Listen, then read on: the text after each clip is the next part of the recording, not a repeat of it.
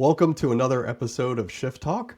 Today we have Michael Austin, who's the president and owner of Knowledge and Decisions Economic Consulting, along with being a professor in economics at the Brenneman School of Business at Washburn University.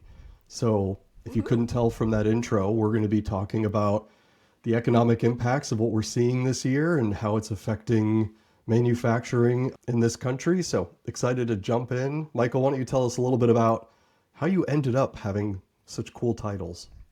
Oh, wow. Okay. Well, first off, Adam and Holly, thank you so much for having me on Shift Talk. It's really a pleasure to be here. About knowledge and decisions. So, my work kind of stands at the intersection between economics, business strategy, public policy.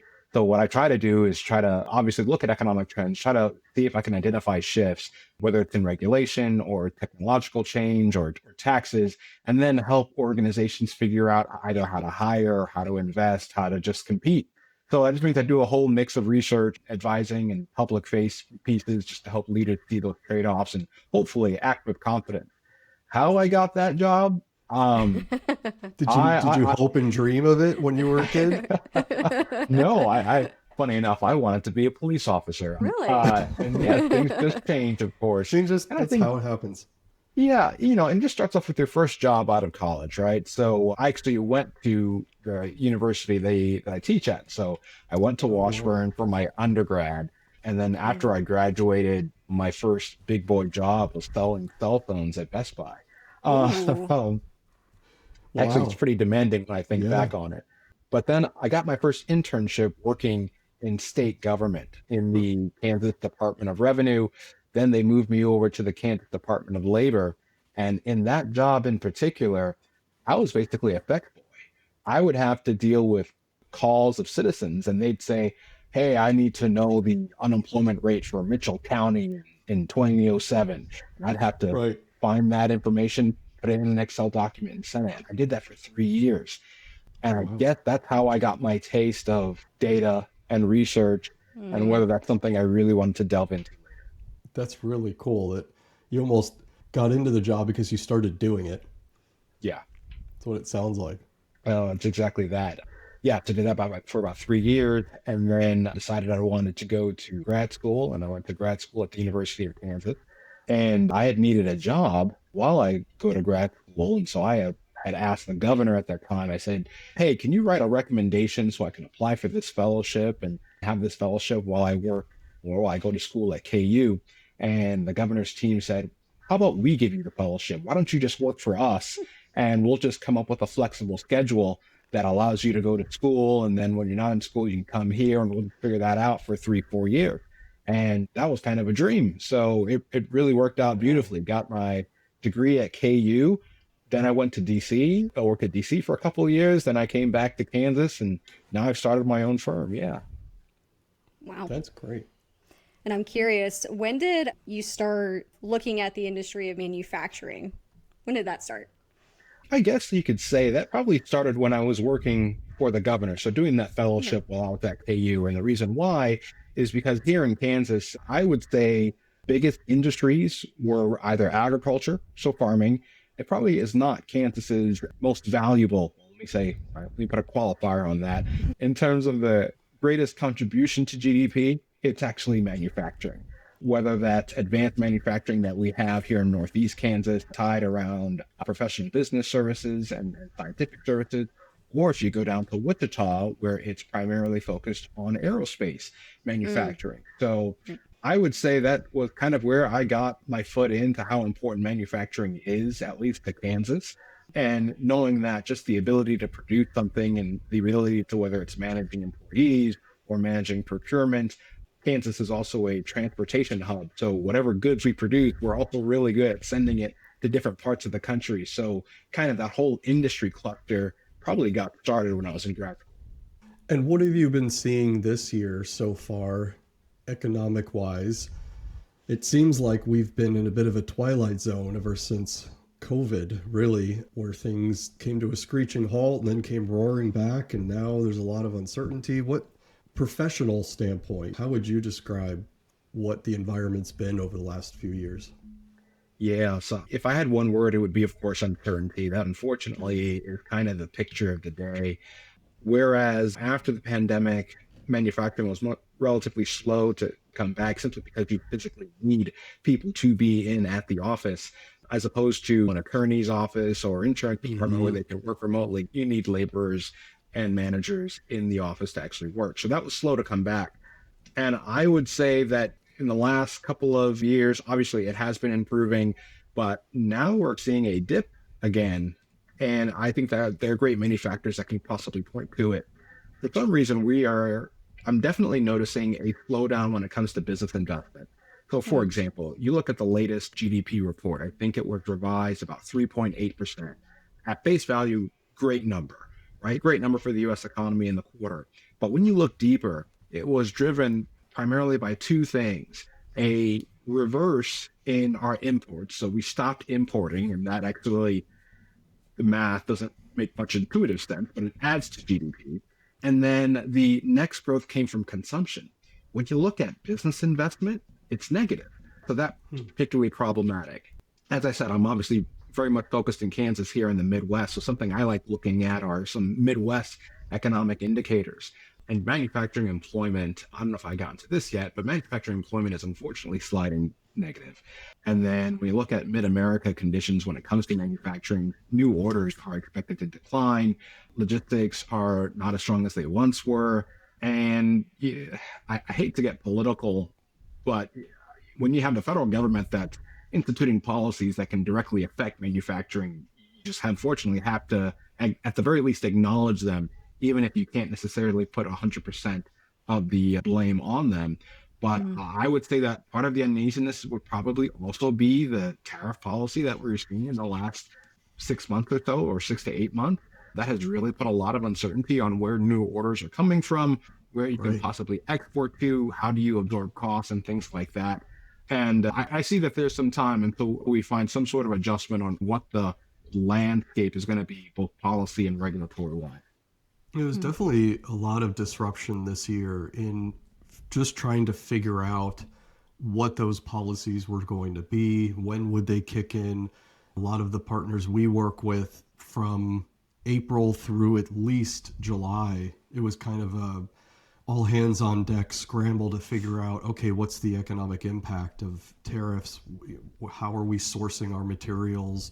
And as you said, it really just boils down to uncertainty, and that never translates well into any economic condition, right? Hmm. Especially Yeah. when you're talking about, you said consumer confidence, that was still strong so far this year, but I'm assuming we're starting to see some weakness there. And then you add confusion and uncertainty at the federal level as to what tariffs are going to be and where they're going to be implemented.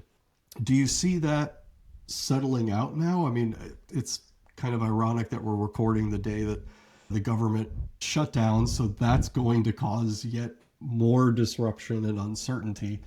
But we've been through shutdowns before. How do you typically see that impact the manufacturing sector? Does it impact supply chains, or where does it hit?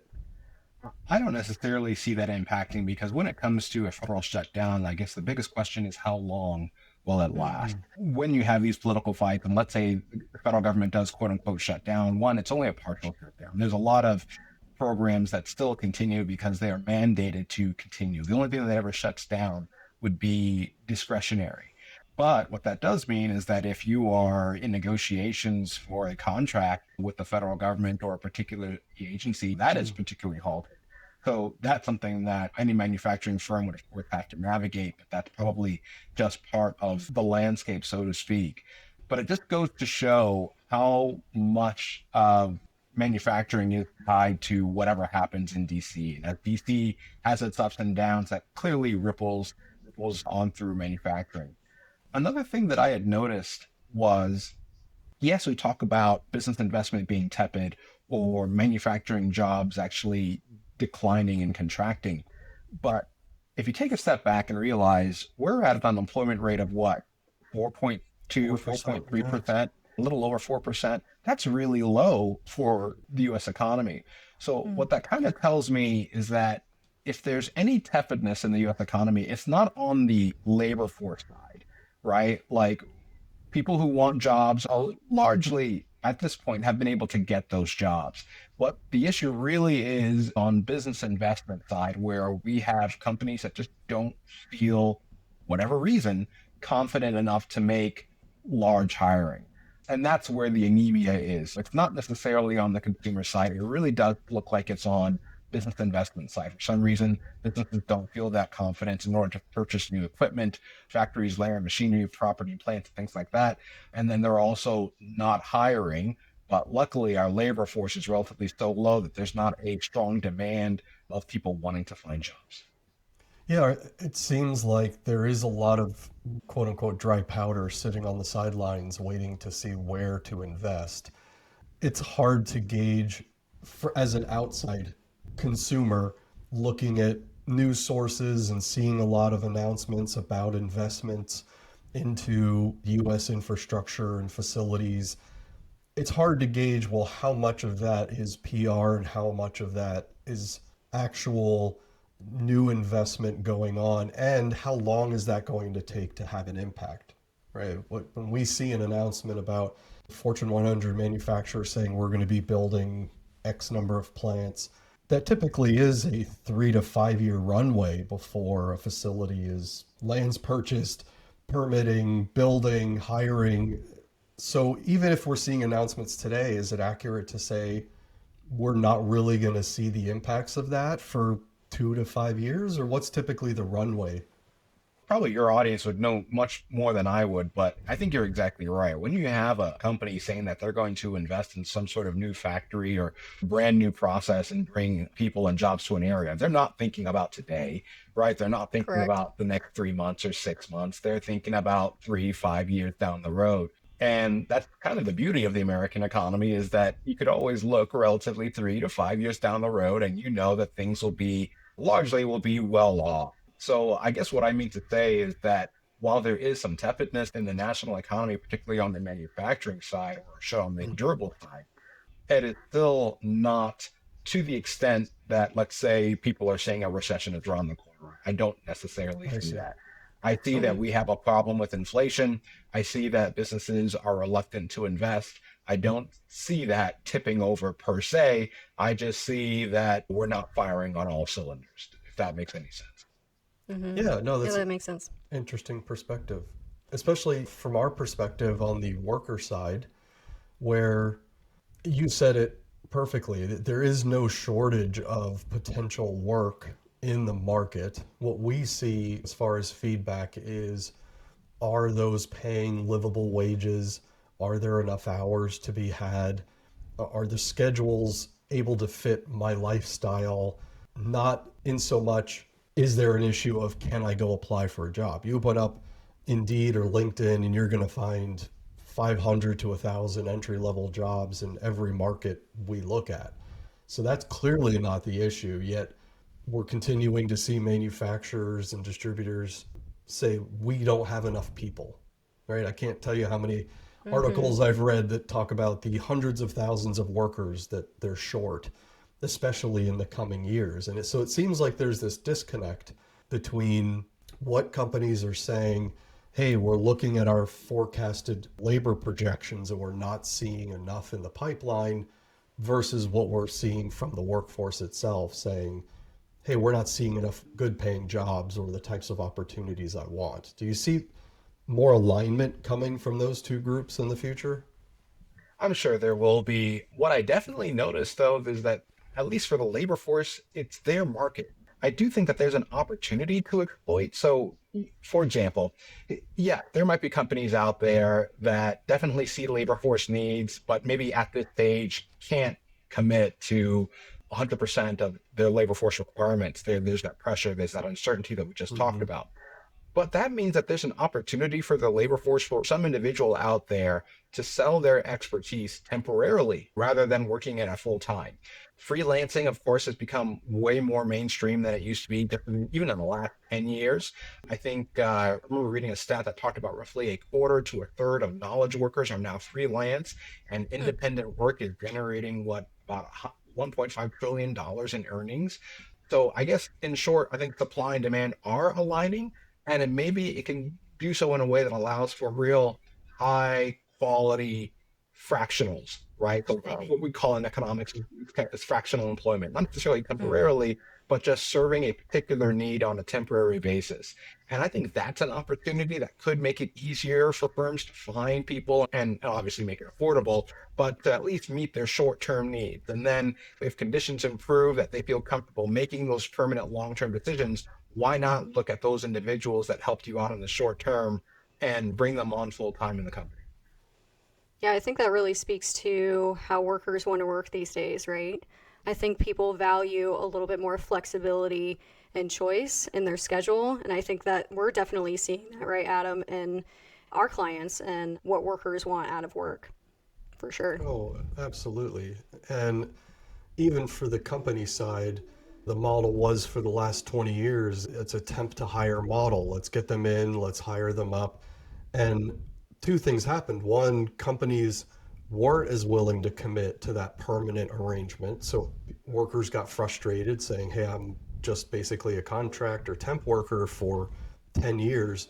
And then, as you just said, Holly, their desires in what employment looks like changed as well. They may not want the commitment of, I have to be married to this one organization for the next 30 years on a set 223 shift schedule. It is more, hey, I'd love to work 30 hours a week. Some weeks I want to work more than that. Some weeks I want to be able to work less. Especially, I'm curious, Michael, like, what are you seeing, especially among your students, right? Because you have this really unique position where you're in front of the next generation of, economists, accountants, finance workers. What is their sense of, A, what does the future look like in the next few years? And B, how do they want to work? Are they excited about the fractional opportunity, or do they want, what my generation wanted, which was, no, I want to hopefully have a contract agreement so that I can work here for at least the next 5 to 10 years and know I'm going to have 401k and health insurance. But Security, right? yeah, that's what I was taught. You get a job, you hold on Flexibility, to it. security. Hmm. I think the answer to that is more generational than anything else. As the economy has progressed, it seems like the more younger the generation, the more they are willing to either accept that they're not going to be at the same company for 15, 20 years, or Oh yeah. that they are going to do more gig type jobs or freelancing. So at least within my students, it's kind of expected that they're not gonna work at Procter and Gamble for 10 years, that Yep. they're gonna be an accountant, but maybe they're gonna start their own thing, or maybe they're just gonna work here or here or here. It's more about the experience than necessarily pitching yourself onto a particular company. So those are kind of at least a sense I get from my students. Something else, of course, that I have noticed, and it's most certainly creeped into our classes, would be AI. So obviously we all know ChatGPT and whatnot. And as an educator, I have my own battles with AI because I I bet. want to educate students and I don't want them to cheat. Yep. And Good luck. Ooh. yeah, well, you know what? Okay, a little sidebar here Yeah. is Yeah. I was having a faculty meeting and we're all having conversations about how to incorporate ChatGPT or the other AI models into our learning, and particularly how to stop it on exams, because there's a strong prevalence of putting exams online or at least on the computer Hmm. to have students to take it. And how do you, what Yeah. software do we need in order to catch AI tools on an online test? And I said, I don't do any of that. And they were like, why not? I said, the best way I have to stop them from using Chat GPT is I give them a sheet of paper and a pencil and I tell them to write me an essay. Old Um, school. Old I school. have to. I just have to. I just have to. But that's in the education setting. But I think it also acknowledges that where in manufacturing, you easily know that you need a certain amount of experience in order to be able to really specialize in whatever part, process, craft that you're going to create. But AI can also seem to come in and really help close that gap.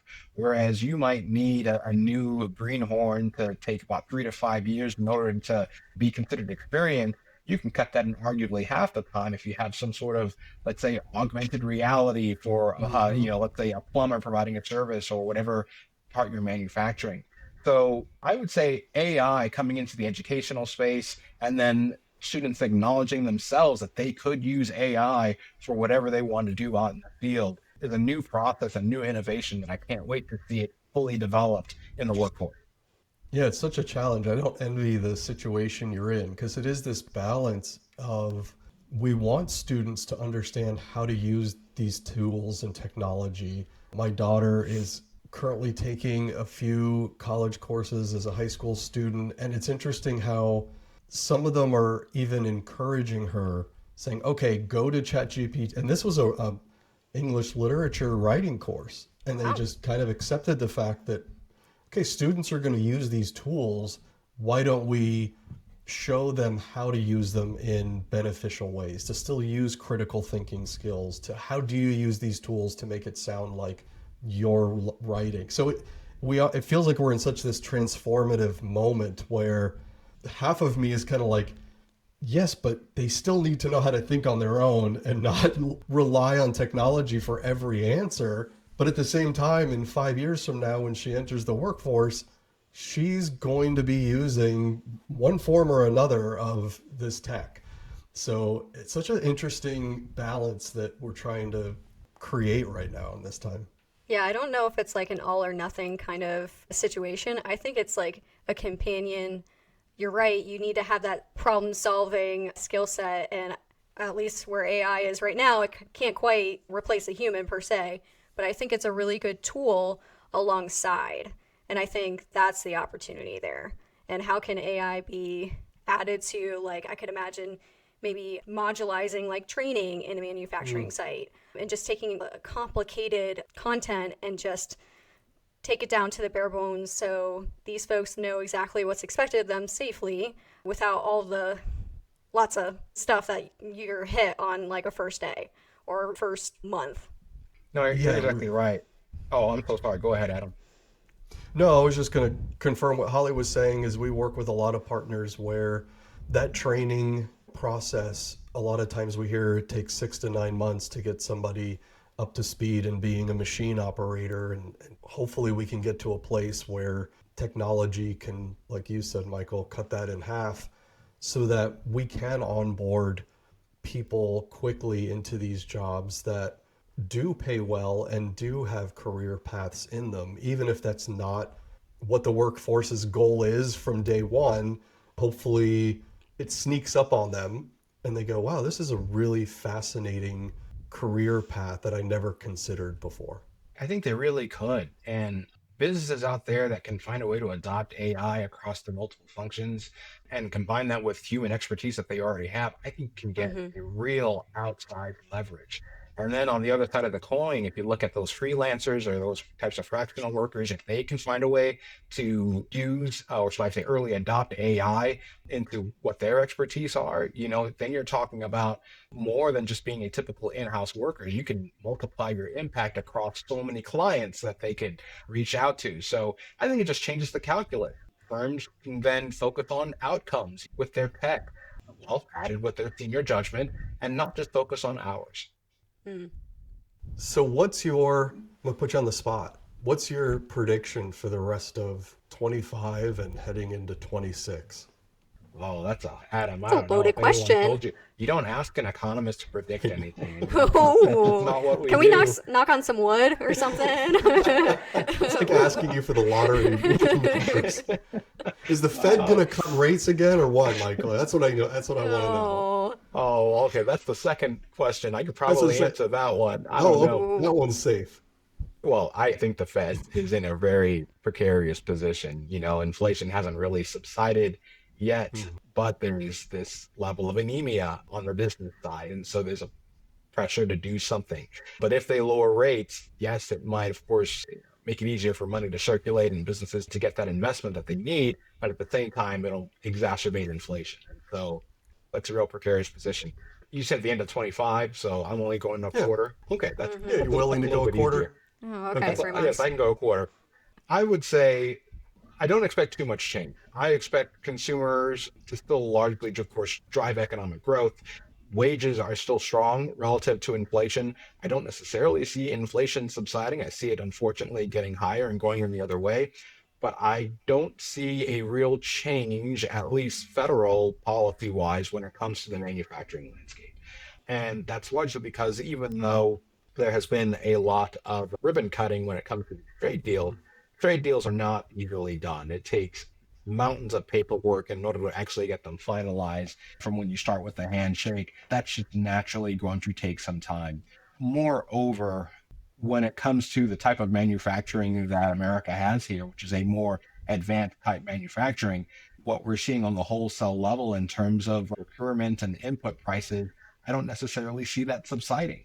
So until something materially substantially changes, what I effectively see is the time that manufacturers will need just to adjust to this new normal. And once they feel comfortable in order to do that, then they might make some more decisions that can allow for growth once they've, of course, adapted.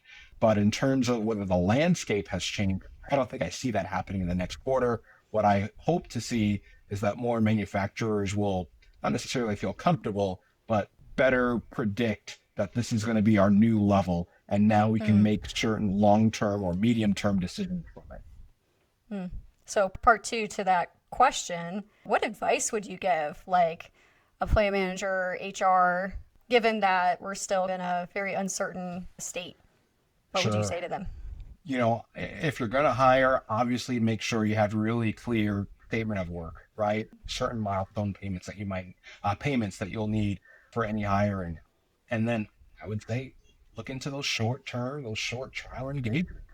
If you haven't done so already, obviously centralize your contracting, right? To kind of manage any type of IP or tax risk, and figure out if there are any ways that you can attract more senior fractional professionals, right? If you feel uncertainty, then by all means put your time, energy, and resources into looking into some short-term agreements that you're not locked in. And when you feel more comfortable about the environment, by all means go back to business as usual.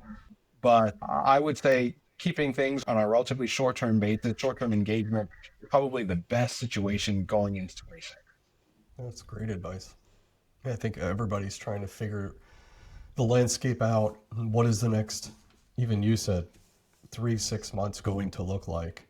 And can we plan short term? Obviously, every company needs a 3 to 5 year strategic plan, but when things are uncertain as they have been over the last 3 to 5 years, it really almost comes down to a quarter by quarter analysis and decision tree of what should we be doing in the next 30, 60, 90 days. And I think it's so important to have like adaptability or scalability in how you make decisions. So I love your advice, Michael, about thinking more in short term. And as things hopefully level out, you can start thinking a little bit more about long term and how do you want to build out your workforce and make sure that you're keeping your lines going as things pick up. No, exactly. So- and I'm not saying by all means you throw away a 3 to 5 year plan. By all means, keep that on the pinboard. What I'm effectively saying is that whatever strategy that you had in the next quarter, the next 2 quarters, maybe we can look at revising that. Doesn't mean that you change the overall destination, but at a time of uncertainty, firms need flexibility. And so finding ways to increase that productivity, whether it's the use of AI, whether it's the use of more contract work, and then just by having that flexibility, you can better watch policy, because I still believe that policy and benefits remain probably the most important constraints that we have on manufacturing. That's really good advice. Well, thank you for joining us, Michael. What would be the best way for people to get in touch with you? They want to learn more. Sure.